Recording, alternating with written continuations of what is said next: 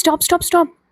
If your board exams are in just 2 months and you are thinking कि यार अब तो कुछ नहीं हो सकता है, then this video is for you. Do not skip this video because 2 months are more than enough to score 90 plus percentage in class 10th if you stop studying the wrong way.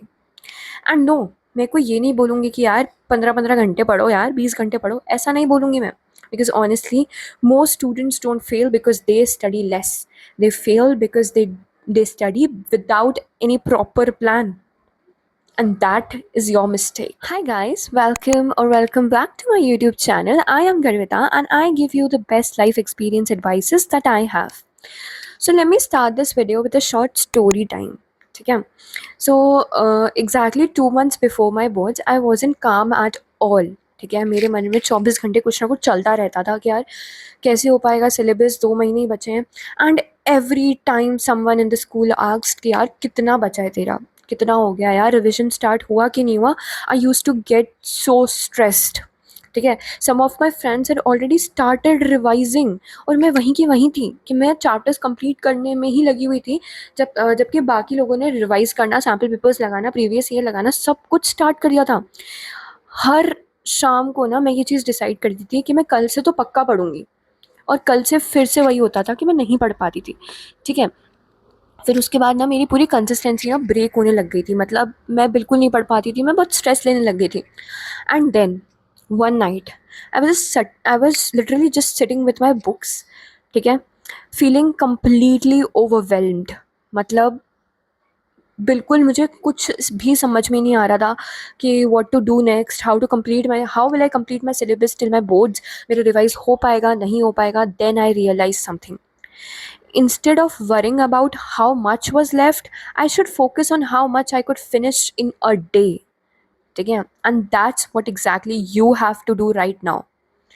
ठीक है, that was the day when I stopped chasing the perfect plan and I started following a realistic one. मतलब है ना, मैं सही बता रही हूँ, तुम्हारे फैंसी टाइम टेबल से ना कुछ भी नहीं होने वाला है. मतलब कुछ भी नहीं होगा. ठीक है, एक दिन फॉलो होता है टाइम टेबल और अगले दिन फॉलो नहीं होता है. एंड मैं इतनी ज़्यादा एक्सपीरियंस हूँ ना, बिकॉज मैंने हर तरीके के टाइम टेबल्स बना के देख लिए. मेरा कोई सा भी टाइम टेबल फॉलो नहीं हो पाता था ढंग से. 2 दिन होता था मैक्स टू मैक्स, उसके आगे फिर कुछ ना कुछ हो जाता था. कभी किसी की शादी आ गई, कभी किसी का ये आ गया, वो हो गया, वो हो गया. फिर वो टूटता था ना टाइम टेबल का जो कंसिस्टेंसी है, वो फिर आगे तक ऐसी ही रहती थी. और भाई मुझे बहुत बुरा लगता था सही में.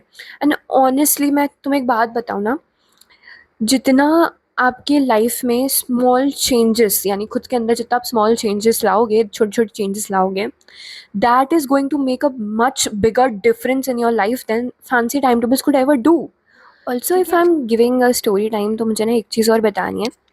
एक दिन मैं ना यूँ ही बैठी थी and one day I asked my self, जब मेरा कुछ भी नहीं हो पा रहा था, मेरा सिलेबस तक भी कंप्लीट नहीं हुआ था, तो ना I literally asked my self, panic करने से मार्क्स बढ़ेंगे या पढ़ने से? दूसरों को देख के कंपैरिजन करने से मार्क्स बढ़ेंगे या खुद के पढ़ने से? And that one question changed everything.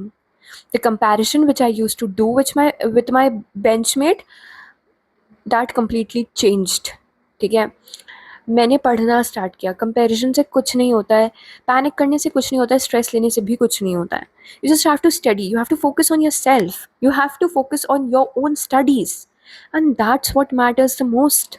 So now I'm gonna give you some rules which helped me to score 90 plus percentage in class 10th in last 2 months. ठीक है, तो सबसे पहले rule number 1, at this stage forget about perfection. ठीक है, perfection बिल्कुल भूल जाओ. Do not try to complete every single book you have, because भाई रिफ्रेशर्स हेल्प नहीं करेगी जितना आपकी एनसीईआरटी करेगी.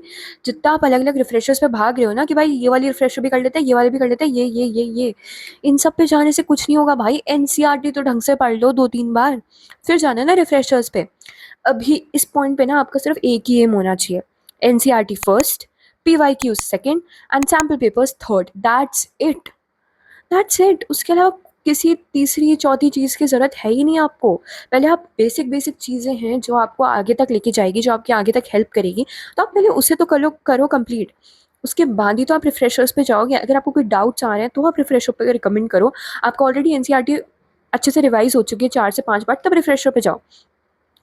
मैं ऑनेस्टली बता रही हूँ, अगर तुमने ये 3 चीज़ें अच्छे से कर ली ना, एनसीईआरटी, पीवाईक्यू, सैम्पल पेपर्स, तो you are already ahead of anyone else, of your competition with thousand of students. ठीक है, आप ऑलरेडी आप 1 स्टेप क्लोजर हो आपके 90+% पे, क्योंकि क्वेश्चंस यहीं से ही आते हैं, क्वेश्चंस यहीं से ही आते हैं। रूल नंबर 2, मतलब मैं ना मेरे हर वीडियो में ये चीज़ बोलती हूँ कि यार, अभी भी मैंने ये चीज़ बोली है इस वीडियो में भी, कि यार बेकार बेकार इम्पॉसिबल टाइम टेबल्स बनाना ना बंद कर दो। आज 14 से 15 घंटे पढ़ूंगा, कल बिल्कुल ज़ीरो हो जाता है। स्टॉप डूइंग दैट, ये स्ट्रैटेजी कभी वर्क करती ही नहीं है। Instead plan only 3 important task a day. मतलब सुबह उठो, टास्क बनाओ, ये करना है, आज का टास्क ये है, जैसे जैसे होता जाए टिक टिक टिक, दैट्स इट। उसके अलावा तो आपको कोई टाइम टेबल बनाने की ज़रूरत ही नहीं है। अगर वो 3 टास्क भी आप कर लेते हो ना, तो आपको लगेगा कि भाई मैंने कितनी ज़्यादा प्रोडक्टिविटी कर ली है पूरे दिन भर में, कितनी ज़्यादा आउटकम, कितना अच्छा आउटकम है मेरा। टाइम टेबल में क्या होगा, आप 2 घंटे ये पढ़ूंगा, 2 घंटे ये अपने आप को एक्सर्ट क्यों करना है आपको।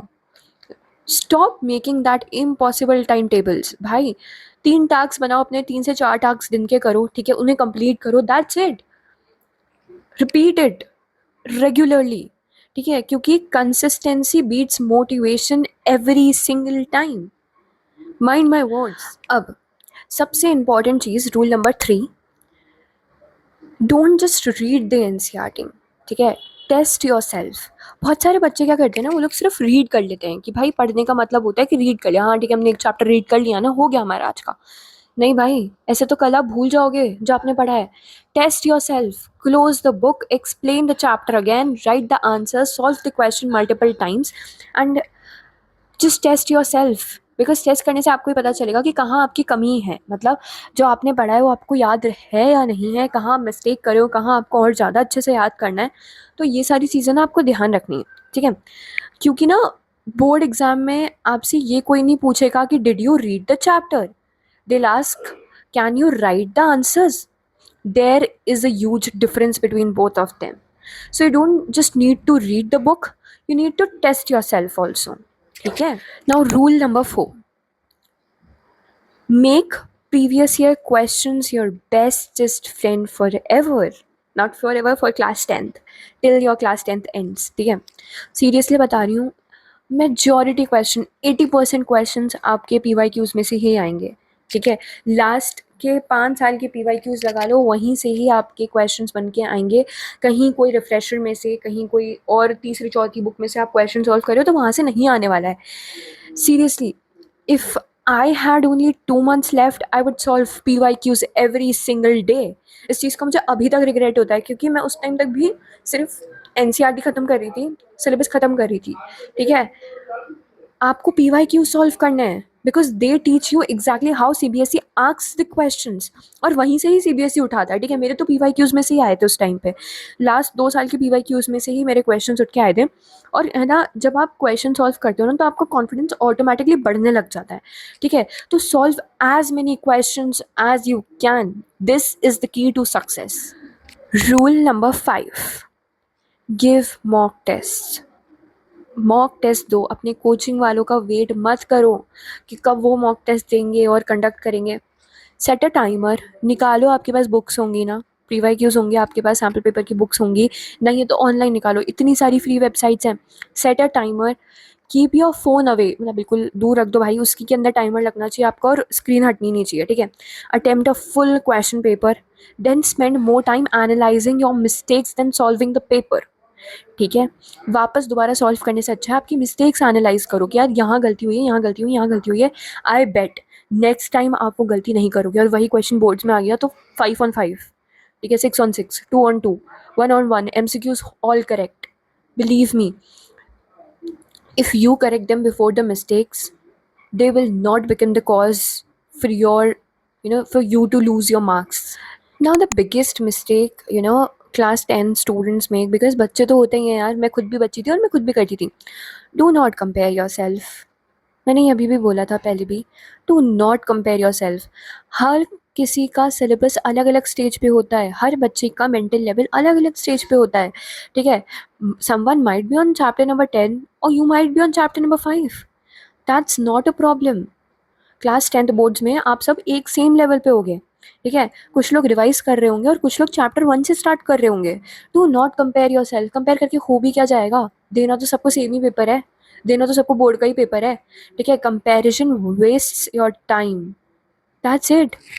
So this is my final message to you guys. If you're watching this video, promise yourself one thing: for the next 60 days, no excuses, no waiting for any kind of motivation, no कल से तो पक्का पढ़ूंगी ये भी नहीं होना चाहिए. Just one step every single day, because trust me, you don't need to be a perfect student. You just need to be the most consistent student. ठीक है. Consistency will help you a lot. And who knows, 2 months from now you will be making your own video titled how I scored 90 plus percentage in class 10th. So, and believe me, this would be the best feeling you'll ever have. Okay, so if this video helped you, do not forget to like, share and subscribe and comment 90 plus mission. And my next video will definitely be for class 12th also, and for class 10th, my tips and tricks for like to score better in your boards. So see you in the next one. Till then, bye.